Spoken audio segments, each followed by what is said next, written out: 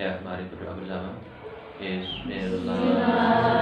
Bismillahirrahmanirrahim. Billahi rabbil wa bil Islam dina wa bi Muhammadin sallallahu alaihi wasallam nabiyyahu wa rasulah.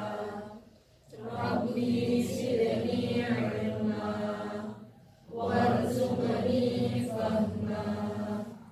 Rabbi shrah li sadri wa yassir li amri wahlul 'uqdatam min lisani yafqahu qawli. Amin ya rabbal alamin. Ya, selamat pagi anak-anak. Alhamdulillah kita dapat bertemu lagi pada pagi menjelang siang atau siang ini. Pagi menjelang siang. Sebelum kita mulai pembelajaran pada pagi hari ini, terlebih dahulu akan saya absensi. Kelihatannya ini masuk semua atau ada yang tidak masuk ini? Ada masuk. Siapa? Oh, Mbak Devi. Kenapa Mbak Devi? Sakit. Ya, mudah-mudahan disegerakan sembuh oleh Allah. Amin. Ya, karena apa? Karena doa dari selain lesan orang yang berdoa itu bukan hanya doa yang diijabah oleh Allah. Ya, selanjutnya untuk pertemuan kali ini kita akan mempraktekkan ilmu nahwu yang telah kita pelajari sebelumnya. Jadi pada pertemuan kali ini teori-teori yang telah kita pelajari akan kita aplikasikan kepada kitab yang akan kita pilih. Saya sudah menyiapkan satu kitab Fathul Qorib. Kitab ini tidak ada sakalnya dan tidak ada maknanya. Tujuan saya untuk pembelajaran praktek atau nahwu praktek pada pagi hari ini tidak lain supaya kita ke depannya nanti bisa membaca kitab kuning semuanya. Amin. Nah, untuk itu perlu sekali kita adakan pembelajaran praktek nahwu. Nah, pada pertemuan kali ini untuk lebih memotivasi kepada teman-teman, ini akan saya bukakan bab nikah.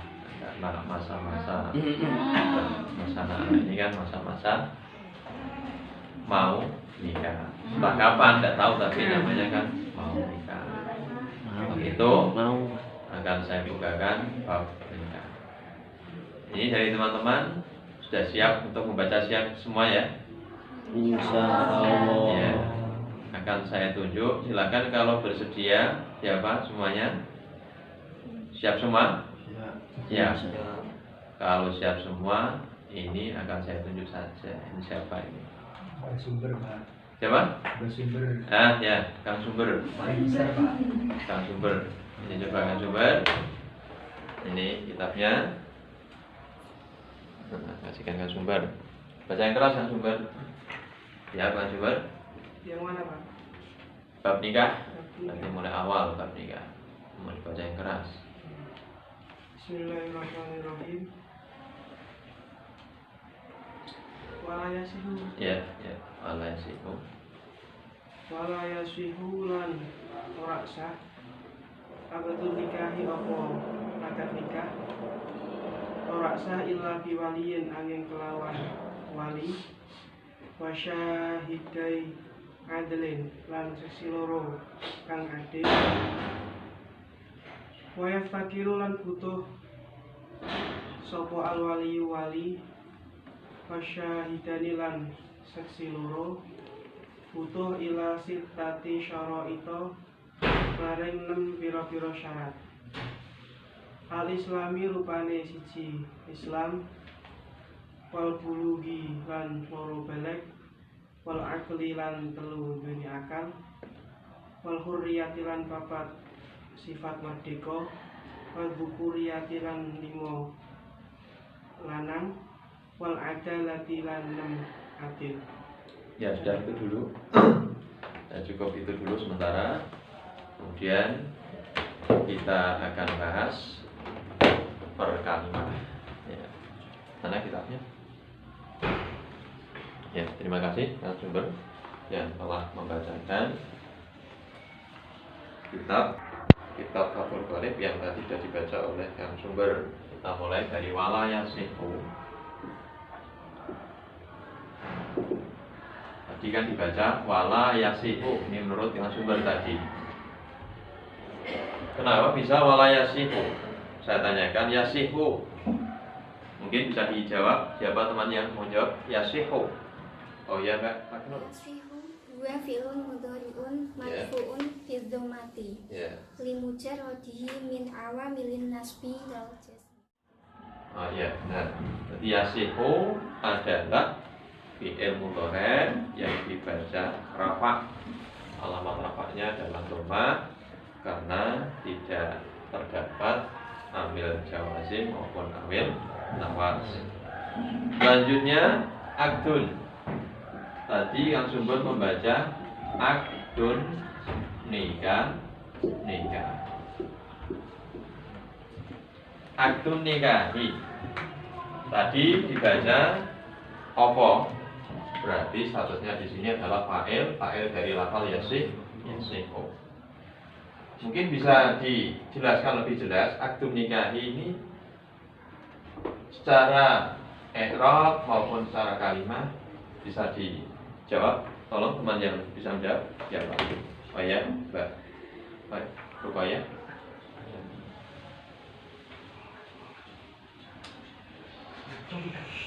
Ya, Mbak Rukaya. Ya. Akadun nikahi huwa idhafiyun. Akadun ismun mufradin khudifa tanwinuhu lil idhafi marfu'un bi dhammati. An nikahu majrurun bil kasrati di annahu Akdun nikahi. Akdu di sini adalah fa'il, jadi fa'ilnya lafal yasihu. Jumlah keduanya dinamakan jumlah idhofi atau idhofiyah yang terdiri dari mudhof dan mudhof ilaih. An-nikahi sendiri adalah mudhof ilaih. Mudhof ilaih sendiri itu harus dibaca jen. Selanjutnya adalah lafal illa biwaliyin.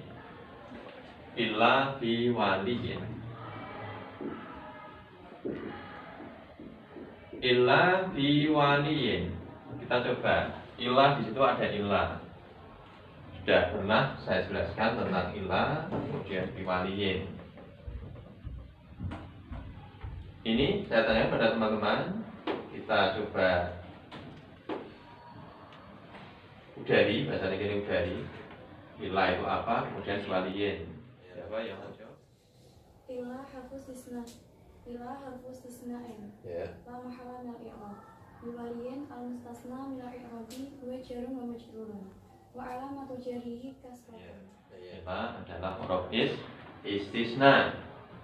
Biwaliyin berarti statusnya adalah mustasna. Biwaliyin sendiri jumlahnya adalah jarun wa majrurun. Huruf jarnya ba, majrurnya waliyin. Dibaca jar jelas, alamat jarnya yaitu kasroh karena dia adalah isim mufrad. Selanjutnya wasyahidai adlin. Tadi wasyahidai adlin, tadi kan dibaca seperti itu. Wasyahidai adlin, lan saksi loro kang adil. Ini mungkin siapa yang mau? Mbak Ayah, Kang Irfan. Wasyahidai adlin al-wawu harf atau syahidai adlin utifa ila waliyin wa i'rabu jarun lil afi udifan nunu syahidai lil idofa. Oh iya, betul.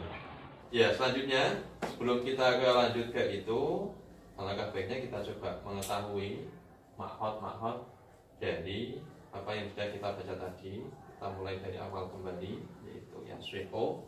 Yasihu tadi saya tanyakan, yasihu adalah fi'il mudhari yang dibaca rafa, alamatnya dhammah. Dhammah menjadi alamat i'rab rafa kan bertempat di tempat. Isim mufrad, jamak taksir, jamak muannas dan fi'il. Ya mungkin ada yang tahu maksudnya, teman-teman? Oh ya. Bismillahirrahmanirrahim. Warfa' aslan kadikrullahi al-mu'min. Ya, betul sekali. Itu adalah nazam dari kitab Alfiyah yang mengatakan bahwasanya rafa itu identik dengan dhamma. Selanjutnya itu akdun nikahi, sama-sama rafa akdun nikahi. Tapi yang saya mau tanyakan di sini kan akdun nikahi targetnya tadi menjadi fa'il. Nah, fa'il sendiri adalah sin yang dibaca rafa, yang satu salah fi'il maf'ul ma'lum atau syibih fi'il. Selanjutnya makhot atau dasar dari fa'il sendiri, yang tahu siapa? Oh, yang Mbak.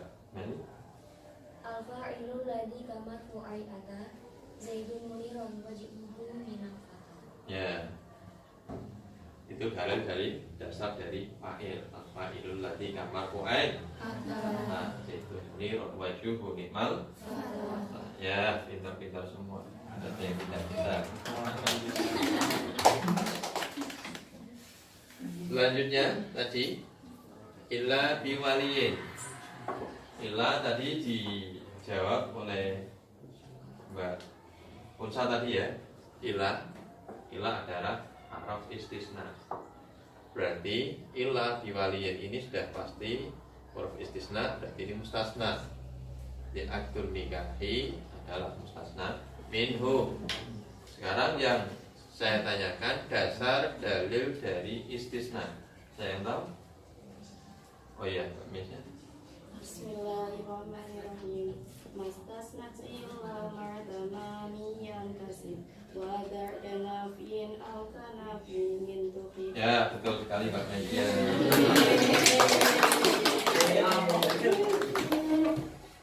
Ya, itu mungkin kalau untuk pembelajaran kali ini saya kira mungkin itu untuk pembahasan tentang praktek i'rab.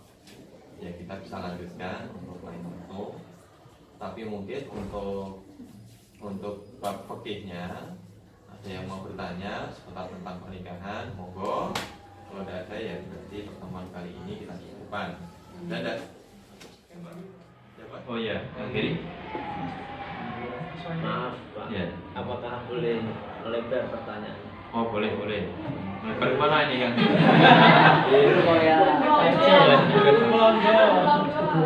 Ya. Ya. Gimana pertanyaannya? Zaman sekarang kan fenomena anak sekolah banyak yang hamil.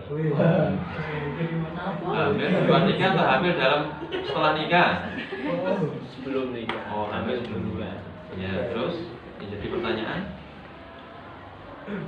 Apakah di dalam waktu hamil itu boleh dilaksanakan pernikahan? Oh iya, terima kasih. Ini mungkin dari teman-teman ada yang mau jawab?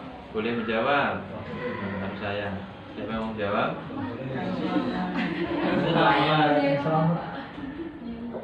Punya Rahmat?